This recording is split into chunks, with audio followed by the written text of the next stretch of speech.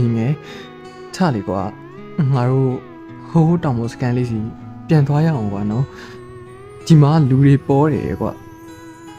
ဟိုရင်လို့ငါတို့နှစ်ယောက်တည်းရှိတဲ့အချိန်ပြန်သွားရအောင်ကွာနော်မင်းကကျေရူကြည့်ပြီးအရေးအတွက်တည်ရေးအတွက်ပေါ့ငါ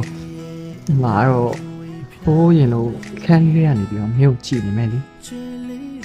ငါ့ကိုချစ်တယ်ဆိုညီငယ်ငါပြောတော့နားထောင်နော်လူတွေနဲ့ဝေးရမှာ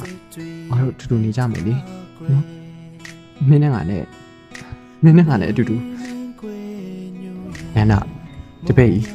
စိတ်ထဲဝင်လေကွာနော်လာသွားကြမယ်